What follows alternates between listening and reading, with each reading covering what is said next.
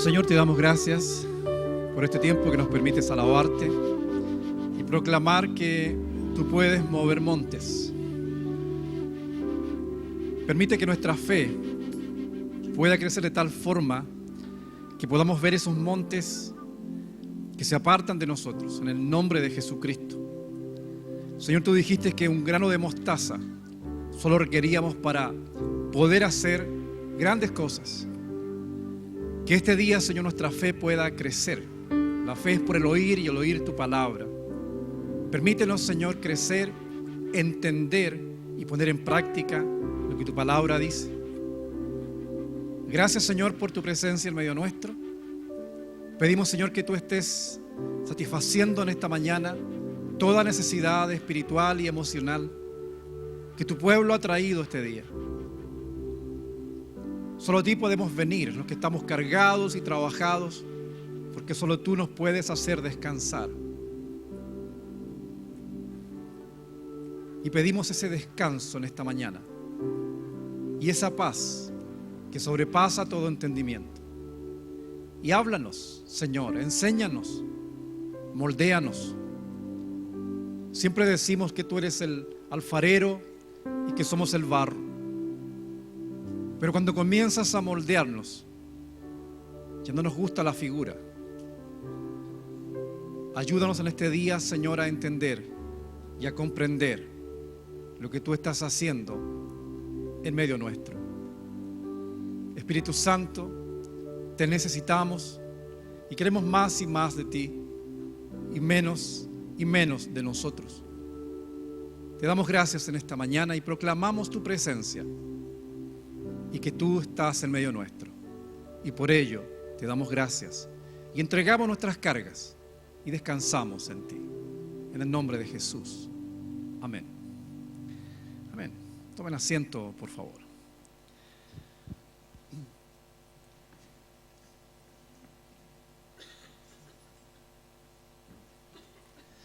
Bien, hoy vamos a continuar con el segundo capítulo de la Epístola de Santiago. Comenzamos la semana pasada esta serie del estudio de esta carta, de esta epístola que es conocida como una epístola universal. Es decir, no está dirigida a ninguna iglesia en particular, sino que está dirigida a todas las iglesias. Como dije el domingo anterior, esta carta, los eruditos señalan que fue escrita por un hermano de Jesucristo, un hermano menor, el que venía después de él, y que no creyó en su hermano hasta que éste murió y resucitó. Y luego de eso, este hombre, Santiago o Jacobo, se convirtió en una de las columnas de la iglesia. En el tiempo que esta carta se escribe, se piensa que es por el año 45-50, alrededor de esa fecha, un tiempo de persecución, por cierto. Había muerto Esteban, el primer mártir.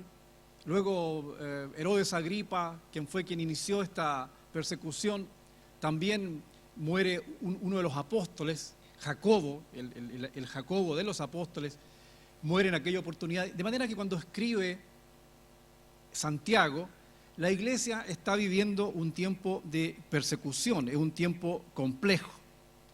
Ahora,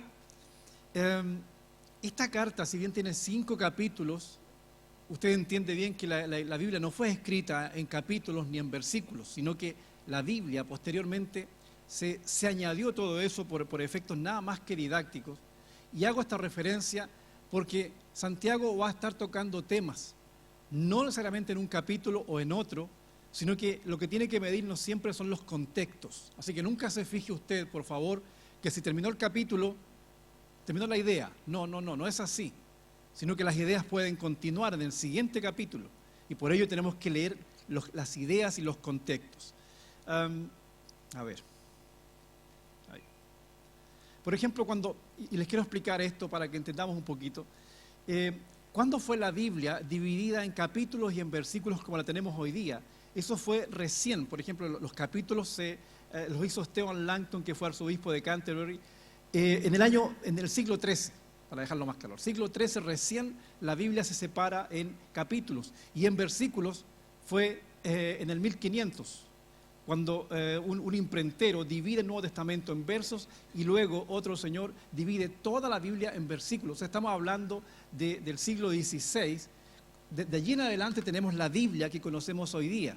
Entonces, por eso es importante cuando leemos la Biblia no fijarnos en la división que hay de capítulos. Y en esta carta, que es la de Santiago, vamos a darnos cuenta de la importancia de leer las ideas más que simplemente leer sesgadamente. Capítulo 1, ya ok. Capítulo 2, ok. Lo estamos haciendo así por fines didácticos, pero vamos a estar tocando también algunos temas que tienen que ver con el capítulo 1 o el capítulo 3 posteriormente. Cuando escribe Santiago, obviamente él escribe a la iglesia, y lo vimos el domingo pasado, capítulo 1, una iglesia que estaba siendo perseguida. Por lo tanto, el objetivo de la carta fue animarlos en la fe. Era un tiempo de persecución, era un tiempo de peligro para la iglesia. Pero Santiago, quien fue uno de los líderes de la iglesia, el que presidió, por ejemplo, el primer concilio en Jerusalén, y él tiene en mente justamente la vida de la iglesia y envía esta carta a las iglesias, él les habla de la importancia de entender que una cosa es la persecución, que es un peligro externo. Pero luego él comienza a explicar los peligros internos que la iglesia, si quiere madurar, tiene que protegerse. Entonces advierte de los peligros que son internos a la iglesia, que son más peligrosos que los peligros externos. ¿Qué pasa con una iglesia en persecución? ¿Qué es lo que la historia dice con una iglesia que es perseguida? Crecen. La iglesia perseguida crece. La iglesia que no es perseguida, ¿sabe lo que ocurre? Se divide, decrece. Todos los problemas habidos por haber los tiene esa iglesia. ¿Por qué? Porque no está siendo perseguida. Fíjense la importancia que tiene este hecho. Entonces, en esta época, la iglesia fue cuando más creció. Lea el libro de los Hechos.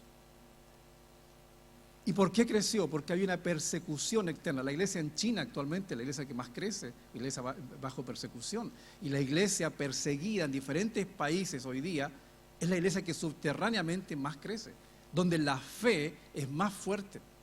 Entonces, Santiago dice, primer capítulo, ojo con el peligro que la iglesia tiene, peligro externo, la persecución. Para eso, anímense y tengan fe.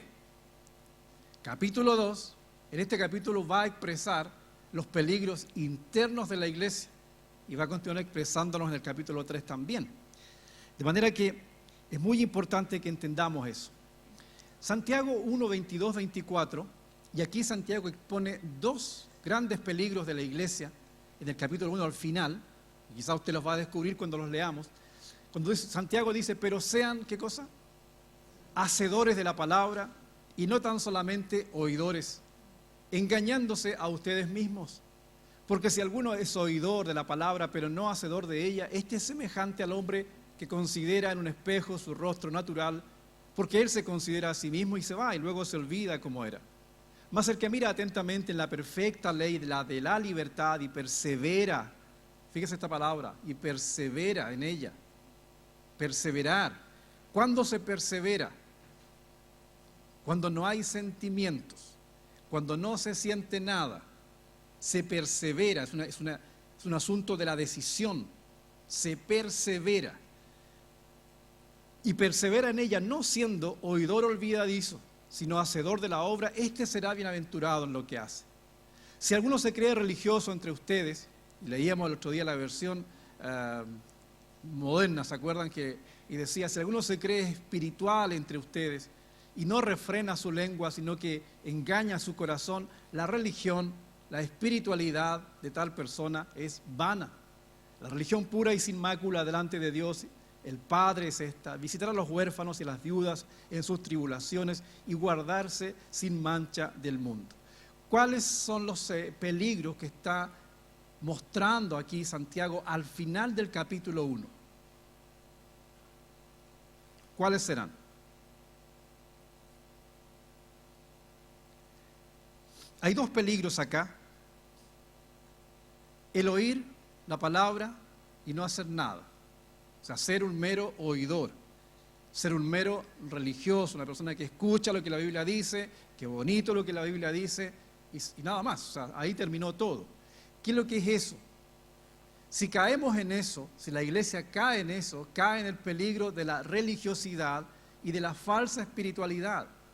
Es decir, una persona que se acostumbra a escuchar, pero que jamás pone en práctica, de manera tal que se siente bien, satisface a su conciencia porque fue a la iglesia, porque escuchó, porque oró, pero realmente no hay ni un cambio. ¿Qué es lo que es eso? Dice Santiago, eso es espiritualidad vana. Entonces ese es un peligro muy grande de la iglesia, y lo otro que viene a continuación es el peligro de la lengua. Si alguien es espiritual, dice Santiago, no podría ser una persona que murmure, por ejemplo. Y de hecho, ¿por qué Santiago enfatiza esto? Porque como líder él está viendo el futuro de la iglesia. ¿Y qué tiene que ver esto? Una iglesia que tiene estos problemas va a caer en la división. Y una división sabemos que no lleva a ninguna parte. ¿Qué dice Marcos 3:25? Si una casa está dividida contra sí misma, tal casa no puede prosperar. Es un principio. Y por ello Santiago, que no es un líder que fundó iglesias, sino que, porque Pablo, por ejemplo, fundó iglesias y él mandaba cartas a la iglesia de Corinto, a la de Éfeso, a la de Galacia, porque él la fundó. En este caso no, este es el líder de la iglesia que envía esta circular con las advertencias a la iglesia que está en persecución. Entonces está diciendo, la persecución es complicada, pero ojo con la complicación interna que la iglesia puede generar. Una casa dividida contra sí misma no puede prosperar, y por eso es importante entender esto. Santiago 2, y comienza aquí el capítulo 2, pero fíjense que el capítulo 2, como decíamos recién, tiene relación con el capítulo 1. La última palabra, la última oración del capítulo 1 fue, y guardarse sin mancha del mundo, ¿verdad? Guardarse sin contaminación del mundo, no copiar lo que el mundo hace. Eso significa. Capítulo 2, que como decíamos en los originales no está dividido, así que la idea continúa. Él dice, hermanos míos, ustedes han confiado en nuestro poderoso Señor Jesucristo, así que no deben tratar a una persona mejor que a otras. Y aquí Santiago comienza a expresar otro de los grandes peligros que una iglesia puede tener. ¿Cuál es? Tratar a unas personas mejor que a otras, o es decir, hacer acepción de personas o tener favoritismos. Mire lo que dice, por un ejemplo ficticio. Santiago dice, imagínense que un rico vestido con ropa muy fina y con un anillo de oro entra en donde ustedes se reúnen, y que al mismo tiempo entra un pobre vestido con ropa muy gastada. Y ustedes atienden mejor al rico y le dicen, ven, siéntate en el mejor lugar, pero al pobre le dicen, quédate allí de pie o siéntate en el suelo. Serán como los malos jueces que favorecen a unos más que a otros. Lo que tenemos acá es el peligro justamente de la acepción de personas. El ejemplo que pone Santiago es bien gráfico. Una persona rica, una persona pobre. ¿Por qué una persona rica podría ser mejor acogida que uno pobre? ¿Por qué razón? ¿Ah?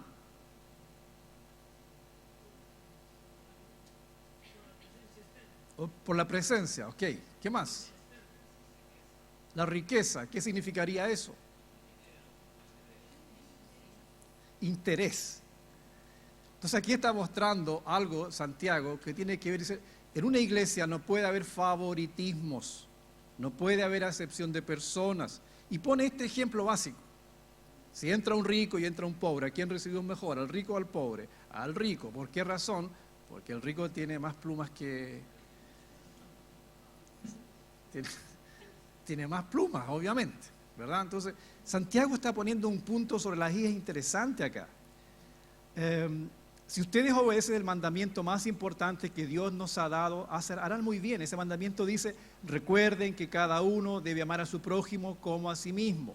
Pero si ustedes le dan más importancia a unas personas y las tratan mejor que a otras, están pecando y desobedeciendo la ley de Dios.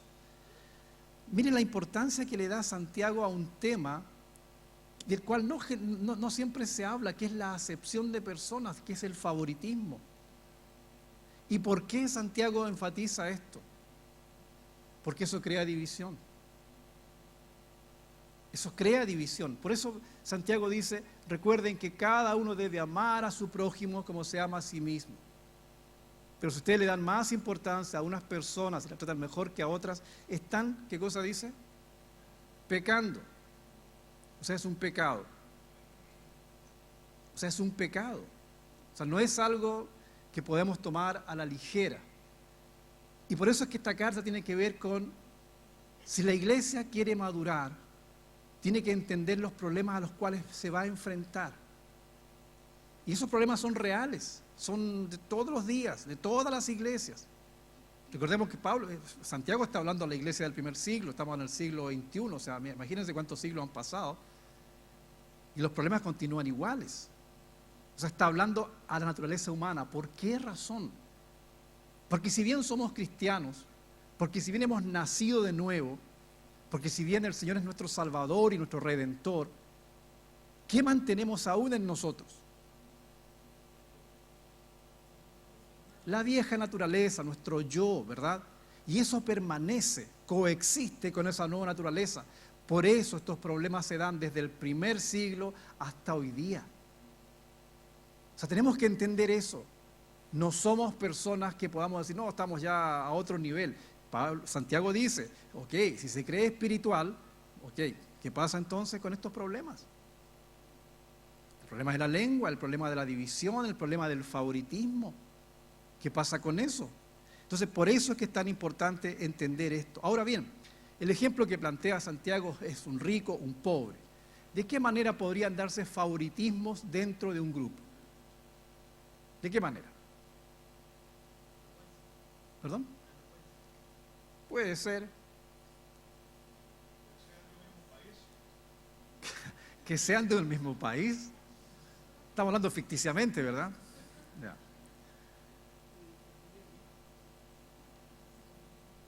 Interesante eso, ¿verdad? Porque alguien puede ser eso. Imagínense, claro, somos etnias diferentes, a todos los de un país somos los buenos y los demás son los, no malos, pero no tan buenos. Eso podría ser un tema. Otro más.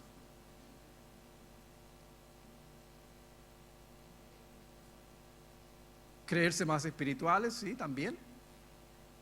O sea, ¿se dan grupos en las iglesias? ¿Por qué se dan grupos en las iglesias? Ok. Intereses creados también. Es decir, si se da cuenta usted, Santiago está hablando de una realidad de todas las iglesias. ¿Y por qué Santiago está expresando este tema? Porque él sabe que si la iglesia cae en esto, no va a madurar. No va a madurar. Entonces una cosa es orar para ir a un nivel diferente. Una cosa es orar para crecer. Una cosa es orar para ir más allá. Pero la realidad indica lo que la palabra señala. Entonces, si la iglesia quiere ir a otro nivel, primero la persecución es un tema que esta iglesia vivía, pero segundo están las persecuciones internas que son peores. Porque si una iglesia cae en esto y se divide, hasta ahí nomás llega. No tiene mucho futuro. Y por eso Santiago está diciendo, no puede haber acepción de personas dentro de una iglesia, no puede haber favoritismos, no puede haber bandos. Porque si eso ocurre, ya creamos una enfermedad dentro de la iglesia.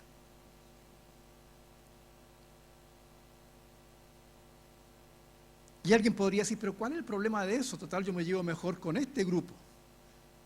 Me llevo mejor con los rojos, ¿verdad? o me llevo mejor con los verdes, los verdes son más simpáticos que los rojos. Alguien. Pero la palabra de Dios claramente habla de que eso es un pecado. Mire lo que dice a continuación Santiago. Recordemos que Santiago está hablando a una comunidad eminentemente judía, judeo-cristiana. Año 40, primer siglo, es decir, estamos hablando de los primeros cristianos fueron generalmente o fundamentalmente judíos. Así que él les habla dentro de un contexto judío. Si ustedes obedecen todas las leyes, menos una de ellas, es lo mismo que desobedecieran todas. O sea, a todos le damos bien, pero si fallamos en de hacer acepción de personas, estamos mal en todo. Por el mismo Dios que dijo, no sean infieles en su matrimonio, también dijo, no maten. Por eso, si tú eres fiel en el matrimonio, pero matas, eres culpable de haber desobedecido la ley de Dios. En el día del juicio, Dios nos juzgará de acuerdo con la ley que nos libera del pecado. Por eso debemos tener mucho cuidado en todo lo que hacemos y decimos. Porque Dios no tendrá compasión de quienes no se compadecieron de otros, pero los que tuvieron compasión de otros saldrán bien del juicio. Y aquí aparece otro concepto muy, muy interesante que está ligado a todos los anteriores, que está ligado al tema de la lengua, que está ligado al tema de la división, que está ligado al tema del favoritismo y que tiene que ver con el juicio, con la crítica, con enjuiciar constantemente a otros. ¿Y qué dice Mateo 7:22? Porque con el juicio con que juzgas serás juzgado, y con la medida con que midas serás medido. Es decir, si yo elijo una regla para medir a alguien, con esa misma regla yo voy a ser medido. Mientras más, ¿cómo podemos decirlo? Mientras más severo soy, así se me medirá a mí. ¿Cuál es el antídoto? Lo que ha dicho Santiago, la misericordia. Y la misericordia tiene que ver con el no hacer acepción de personas. Porque esa es la ley del amor, amar a Dios y al prójimo como a uno mismo. O sea, todos somos iguales, somos todos rojos. Que no hay rojos claros, rojos oscuros, rojos... O sea, ese debiera ser, lo que dice Santiago, el propósito de la iglesia. Porque de otra forma esa iglesia no va a prosperar. Mateo 7:3, palabra del Señor Jesucristo. ¿Y por qué miras la paja que está en el ojo de tu hermano y no echas de ver la viga que está en tu propio ojo? ¿O cómo dirás a tu hermano, déjame sacar la paja de tu ojo y aquí la viga en el tuyo? Hipócrita, saca primero la viga de tu propio ojo y entonces verás bien para sacar la paja del ojo de tu hermano. Otra vez, el mismo concepto. No enjuicie. Sea misericordioso. Porque si enjuiciamos a otro con el mismo juicio, vamos a ser juzgados nosotros. Pero es que nosotros tenemos, es que es diferente en nuestro caso. ¿Se ha dado cuenta que siempre es diferente en nuestro caso? No, es que en mi caso la cosa es diferente, es muy distinta. Con la misma medida que usted mide a otros, usted va a ser medido. Con la misma balanza que usted pesa a otros, usted va a ser pesado. Mientras más inmisericordia sea, más inmisericordia será su juicio. Mientras más misericordioso sea, más misericordioso será su juicio.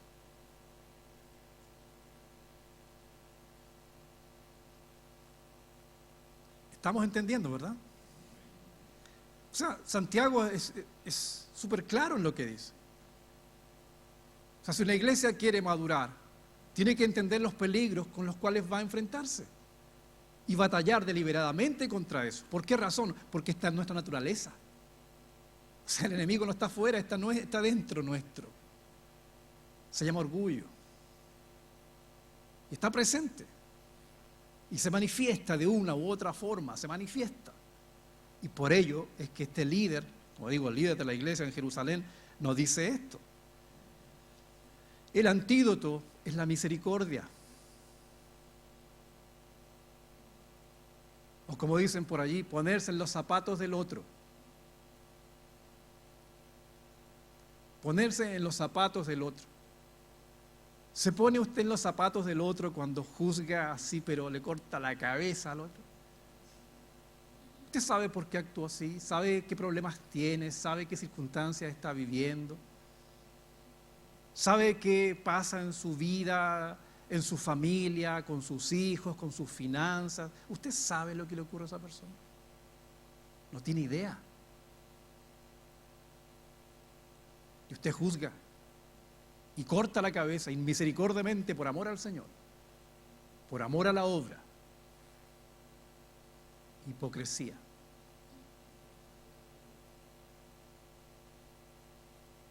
Y por eso es que Santiago dice claramente, no podemos hacer acepción de personas dentro de la iglesia, porque si lo hacemos caemos en los favoritismos, caemos en los bandos, y eso no le hará bien a la obra, no le hará bien a la iglesia. Y a continuación, Santiago cita el siguiente, por así decirlo, eslabón, el siguiente peldaño al cual la iglesia puede aspirar. Pero si la iglesia viene con todos estos problemas, no será una iglesia que tenga muchas obras. O sea, su fe será una fe absolutamente limitada. ¿Por qué razón? Porque está enferma, por lo anterior. Pero si está sana, va a poder tener obras. Y allí es que Santiago habla de la fe y las obras. O sea, una fe debe mostrarse a través de las obras, de los frutos, ¿verdad? Un árbol se conoce por los frutos. Tenemos un árbol bueno que va a producir fruto bueno, ¿ya? Y ahora, en este texto, que es 14 al 17, quiero hacer el paralelo entre lo que es la Biblia lenguaje actual, que le traje el otro día, y la Biblia Reina Valera, porque como digo, a veces podemos captar un poquito mejor la diferencia. Estamos hablando de la fe, la importancia que tiene la fe, y cómo ésta se traduce, ¿verdad?, en algo sano para la iglesia o en algo que puede ser perjudicial para la iglesia. En Santiago 2, del 14 al 17, dice así la Biblia, seguramente la que más conoce usted. Hermanos míos, ¿de qué aprovechará si alguno dice que tiene fe y no tiene obras? ¿Podrá la fe salvarle? Y si un hermano o una hermana están desnudos y tienen necesidad del mantenimiento de cada día, y alguno de ustedes le dice, vaya en paz, caliéntese y sáciese, pero no le dan las cosas que son necesarias para el cuerpo, ¿de qué aprovecha? Así también la fe, si no tiene obras, es muerta en sí misma. ¿Ya? Está claro el concepto, ¿verdad? O sea, ¿qué sacamos con palabras si no ayudamos? Llega alguien a nosotros muriéndose de hambre. Oh, bueno, voy a orar por ti. No, él no quiere oración. ¿Sabe lo que necesita esa persona que está muerta de hambre? Comida. Necesita un pan. Hoy tengo tanto frío, voy a orar por ti. ¿Quién necesita esa persona? Necesita una cobija, necesita abrigo. Es lo que está diciendo Santiago en este minuto. Ahora, la versión lenguaje actual lo dice de esta forma y quiero expresar un concepto distinto acá. Hermanos en Cristo, ¿de qué sirve que alguno de ustedes diga que son fieles a Dios? Fíjese que emplea la palabra fieles a Dios y no la palabra fe. Recordemos que en el griego la palabra fe es un verbo. Ya, en el español lo hemos traducido como una palabra nomás que no se mueve, digamos, ¿eh? Pero en el griego es siempre acción. Entonces aquí lo que está diciendo, dice, ¿de qué sirve si algunos de ustedes digan que son fieles a Dios, o sea, tienen fe en Dios, si no hacen nada bueno para demostrarlo? ¿Qué saca con alguien decir, no, si yo creo en Dios? Yo creo, pero mucho en Dios. Pero es increíble lo que yo creo en Dios. Si realmente no doy ni un fruto, si realmente no hay ni una obra que muestre que realmente yo amo a Dios. Así no se van a salvar. Si algún hermano o hermana de la iglesia no tiene ropa ni comida y tú no le das lo que necesita para abrigarse y comer bien, de nada le sirve que tú le digas que te vaya bien, abrígate y come hasta que te llenes. Lo mismo pasa con la fidelidad a Dios. Otra vez, la palabra fidelidad como fe. De nada sirve decir que le somos fieles o que tenemos fe si no hacemos nada que lo demuestre. Esa clase de fidelidad está muerta. Esa clase de fe está muerta. ¿Ok? Ahora, generalmente cuando usted se encuentra si estudiamos esta carta, se confunde a veces un poco lo que dice Romanos cuando Pablo habla de la fe, ¿ya? De hecho, algunos piensan que en este caso Santiago está hablando en contra de una fe poderosa, por así llamarlo, cosa que Pablo en la carta a los Romanos él enfatiza solamente la fe, ¿Ya? Si entendemos un poquito mejor esto, Pablo está diciendo, no somos salvos por las obras, ¿ya? Por eso Pablo siempre enfatiza, somos salvos solamente por la fe, ¿ya? Pero lo que está hablando Santiago, está hablando, somos salvos para buenas obras. Está hablando de esa fe que se muestra. No es la fe que salva, sino es la fe que es la resultante, ¿verdad? Si yo tengo fe en Dios, debe mostrarse. Y eso por eso Santiago en la otra Biblia se llama fidelidad. Si usted es fiel a Dios, porque ya es salvo por la fe, pero si es fiel a Dios, esa fidelidad tiene que verse reflejada de alguna forma. Si no se ve reflejada de ninguna forma, dice, esa fe entonces es muerta. Esa fe no debiera llamarse como se llama entonces fe. Este es un paréntesis nomás que hago porque si usted, por ejemplo, se dará cuenta que Pablo en la carta a los Romanos enfatiza la fe salvífica, o sea, para ser salvo es por la fe, nada más, la fe en Jesucristo. Pero Santiago no está hablando de esa fe que salva, está hablando de esa fe que se demuestra, esa fe que es la resultante de mi conversión al Señor. Entonces, por ello un cristiano que tiene fe o que tiene fidelidad a Dios, tiene que mostrarlo por las obras. Santiago 2:18, a los que dicen que son fieles, pero no hacen lo bueno, yo les podría decir, tú dices que eres fiel a Dios y yo hago lo que es bueno, demuéstrame que es posible ser fiel a Dios sin tener que hacer lo bueno, yo te demostraré que soy fiel a Dios por medio del bien que hago. ¿Tú crees que existe un solo Dios? Muy bien, pero hasta los demonios creen en Él y tiemblan de miedo. No seas tonto, debes aceptar que de nada te sirve decir que eres fiel a Dios y confiar en Él si no haces lo bueno. Y aquí Santiago presenta 3 ejemplos, uno negativo y 2 positivos, que los judíos entendían bien y que nosotros también porque ya conocemos la Biblia. ¿Cómo es tu fe? Sigue explicando Santiago. Primero, no es una fe salvífica, está hablando de una fe que se demuestra por las obras, que uno es salvo. ¿Ya? Frutos. Y luego está diciendo ahora, ¿cómo es tu fe? Porque si tu fe solamente es meramente intelectual, esa fe tampoco salva. Esa fe tampoco muestra obras. Y pone el ejemplo, dice, ¿tú crees que existe un solo Dios? Muy bien, pero hasta los demonios creen en Él y tiemblan de miedo. O sea, ¿los demonios creen en Dios? Sí, claro que sí. No se someten a Él, que es diferente. Si la fe que usted tiene es una fe intelectual, es decir, usted dice, yo creo en Dios, sí, yo creo en Dios.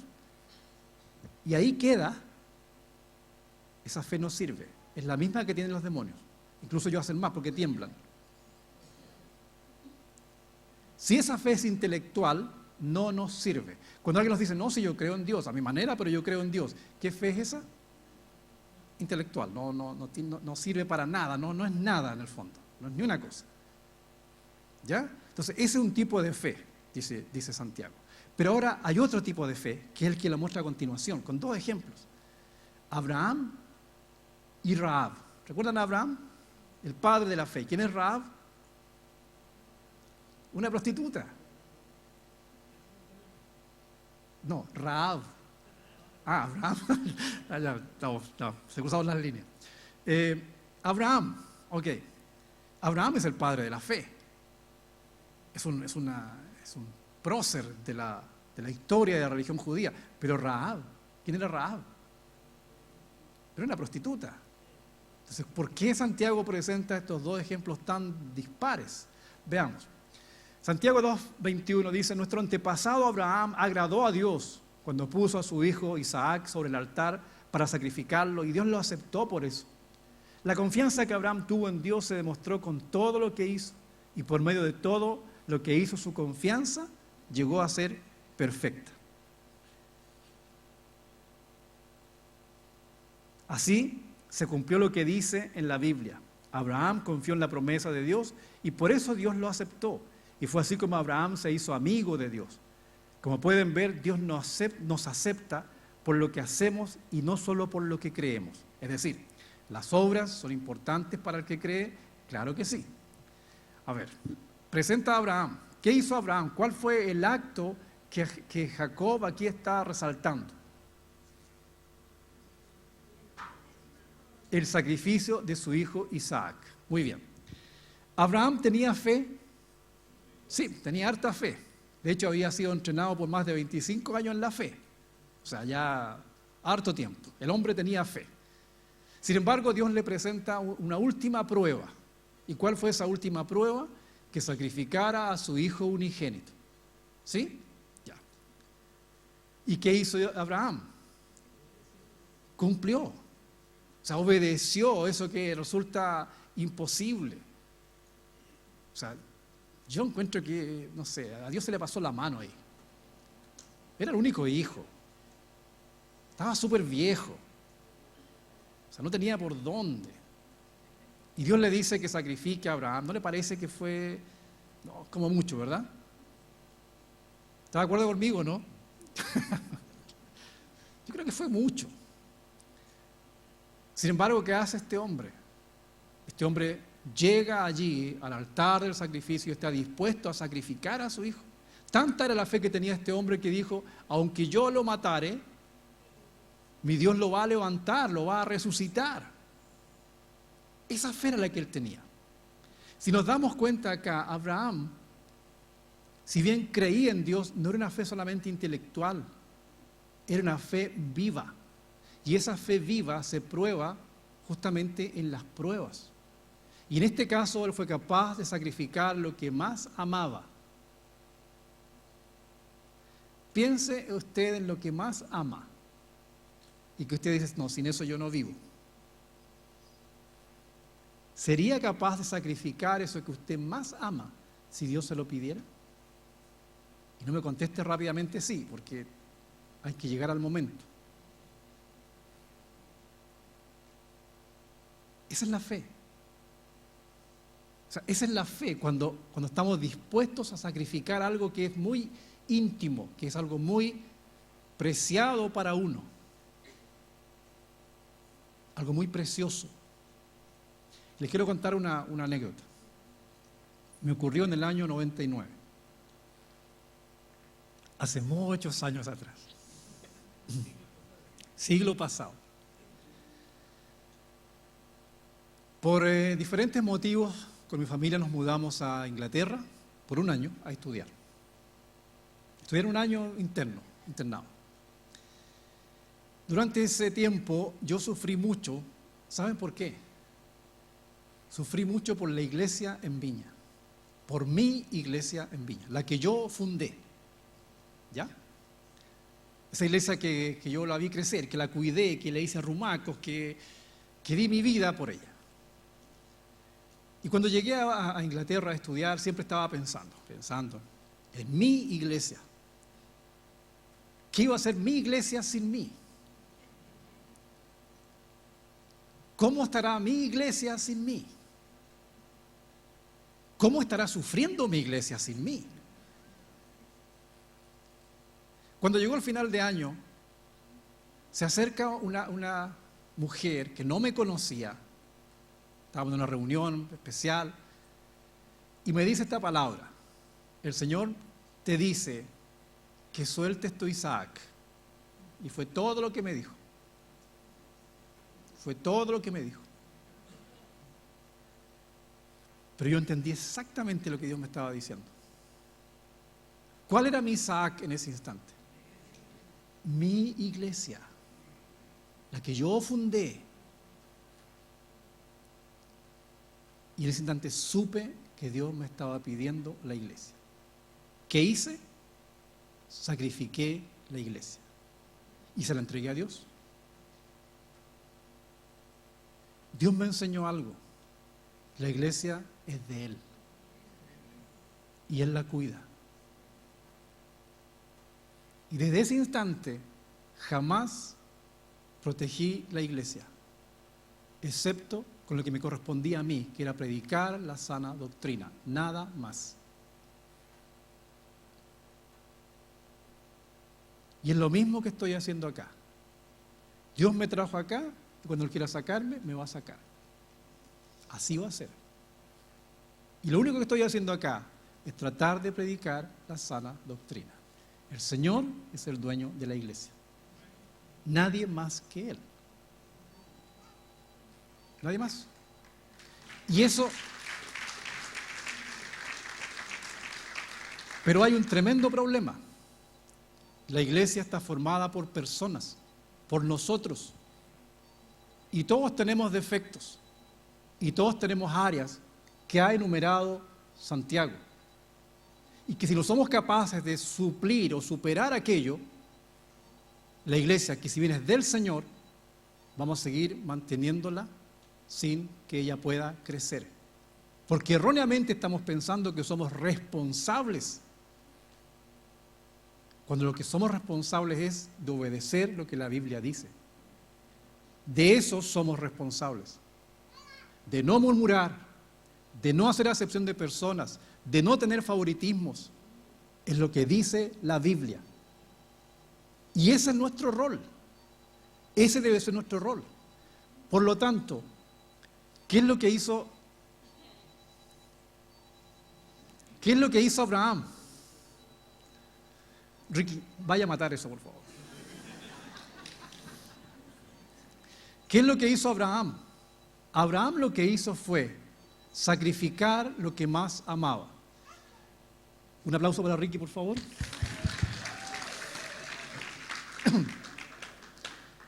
Ahora, a continuación, Abraham presenta otro ejemplo que no guarda relación con el ejemplo que ha presentado anteriormente, que es Abraham, el padre de la fe, el prócer, el ilustre. Santiago 2:25 dice: así le sucedió a Rahab, la prostituta. Dios la aceptó por haber recibido y escondido a los espías en su casa y por ayudarlos también a escapar por otro camino. Así como un cuerpo sin alma está muerto, también la confianza en Dios está muerta si no va acompañada de buenas acciones. ¿Qué hizo esta mujer? Esta mujer, estamos en el libro de Josué. ¿Recuerdan ustedes cuando comienza la conquista de la tierra prometida? Y ella lo que hace es esconder a los espías judíos. Dígame, ¿qué estaba en juego al hacer esto esta mujer? Su vida. Su vida y la vida de su familia. Estaba en problemas. Lo que ella debió haber hecho, humanamente hablando, es no meterse en el tema. Sin embargo, ¿qué es lo que ella hace? Cobija a estos judíos, a estos espías, los guarda, y ellos hacen la promesa: cuando barramos con Jericó, tú y tu casa la vamos a mantener a salvo. Rahab es parte de la genealogía de Jesucristo. Creo que fue la abuela de David. O sea, imagínense, forma parte de la genealogía de donde desciende el Señor Jesucristo. La fe. No es una fe intelectual, no es una fe que está aquí, es una fe que es capaz de entregar lo más preciado que uno tiene, cuando Dios nos lo pide. Entonces la pregunta es, ¿qué es lo que Dios nos está pidiendo? Para que nuestra fe realmente pueda crecer, para que realmente vayamos a otro nivel, que sanemos de aquellas áreas en las que no estamos bien. Pero no pensemos que solamente orando vamos a ir a otro nivel, no. La Biblia es muy clara cuando presenta los problemas, los escollos con los cuales batallamos, para entonces alcanzar realmente otro nivel. ¿Qué es lo que Dios nos está pidiendo? ¿Qué es lo que Dios le está pidiendo a usted? Qué valioso es aquello que Dios le está pidiendo a usted. Es capaz de decir: Señor, hágase tu voluntad, no la mía. ¿Suena fácil decir esto? Suena muy fácil. Pero cada cual sabe lo que está viviendo. Es capaz de decir: Señor, ok, suelto esto. ¿Qué es esto? ¿Dónde está su seguridad? ¿Dónde están sus esperanzas? Es capaz de decir: Señor, ok, lo suelto, te lo entrego. Esa es la fe que crece. Esa es la fe que nos hace realmente ir a otro nivel. Es interesante la carta de Santiago. La próxima semana vamos a tocar el capítulo 3. Y ahí Santiago retoma otro tema que es vital, que es la lengua. Y uno dice: oye, esta carta es tan actual, pero si pasa en todas las iglesias, en todos los grupos humanos. Porque así somos.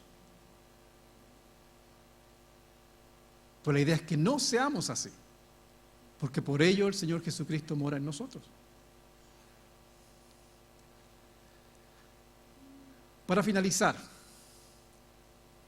el gran peligro que la iglesia tiene entonces no es la persecución. Porque cuando la iglesia es perseguida, ¿qué pasa con esa iglesia? Crece, se profundiza en su fe.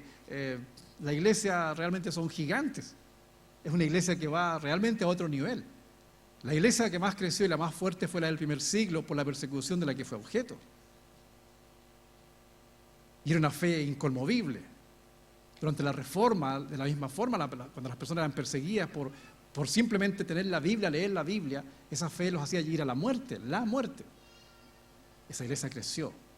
Y somos herederos de esa iglesia. El peligro entonces no es la persecución. ¿Cuál es el peligro que la iglesia enfrenta? La falsa espiritualidad. El pensar que uno es espiritual, el pensar que estamos bien, cuando en realidad no estamos haciendo nada. Y cuando digo nada, no me refiero a hacer hartas cosas,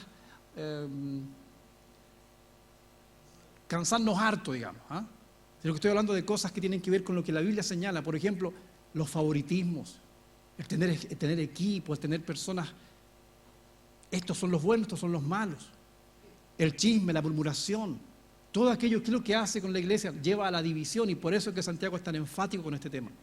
Y por eso también insiste en esto. No podemos ser meros oidores, tenemos que ser hacedores, de otra forma no vamos a ir a ninguna parte. Y meros oidores significa no poner en práctica lo que la Biblia está diciendo. Porque ¿qué sucede a veces? Ponemos en práctica lo que nos sale fácil. No, si yo practico la Biblia, yo oro todos los días, yo leo la Biblia todos los días. Sí, pero ¿y qué pasa con los frutos? ¿Qué frutos? Estos.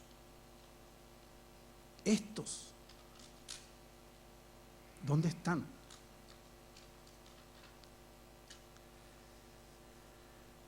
Cuando Jesús finaliza el sermón de la montaña, Él dice, hay dos tipos de personas. ¿Cuáles son los dos tipos de personas? El sabio y el necio. ¿Cuál es el sabio?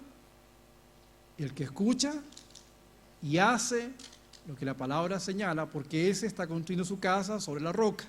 Vendrán ríos, vendrán tormentas y no caerá porque está fundada en la roca. Pero el que oye y no hace es como el necio, que funda la casa en la arena y vienen los mismos problemas y se cae esa casa. Esa es la gran diferencia.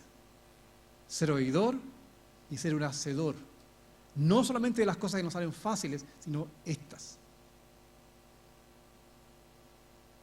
Lo que tiene que ver con la falsa espiritualidad, cuando caemos en los favoritismos, en el chisme, en la murmuración, en la división. Señor, te damos gracias en esta mañana en el nombre de Jesucristo. Y agradecemos por tu palabra. Gracias, Señor, por lo que tú enseñas a la iglesia en general y lo que nos enseñas a nosotros, la iglesia en particular. Y perdónanos cuando hemos puesto tanto énfasis en otras cosas y no en tu palabra o en lo que tu palabra dice. Te pedimos que nos ayudes en este día a poder hacer tu voluntad y a no caer en aquello que tu palabra señala tan claramente. Permítenos ser no solamente oidores, sino hacedores. No caer en una espiritualidad vana, sino que realmente podamos aprender a medir nuestras palabras de juicio, que podamos actuar con más misericordia y que no demos paso al favoritismo ni a los bandos, porque al hacerlo estamos hipotecando el futuro de tu iglesia por la que tú moriste. Te damos gracias en este día y te pedimos también que nos hables personalmente para entender, Señor, qué es lo que nos estás pidiendo, cuál es el Isaac que tenemos que entregar, cuál es ese Isaac tan valioso para nosotros, pero que tú sabes que representa un escollo para que avancemos en la fe, que podamos, al igual que Rahab, entender que no es nuestra seguridad lo más importante, sino obedecerte.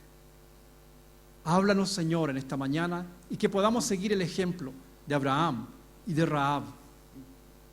Te alabamos en este día y te exaltamos una vez más y te damos gracias en el nombre de Jesús.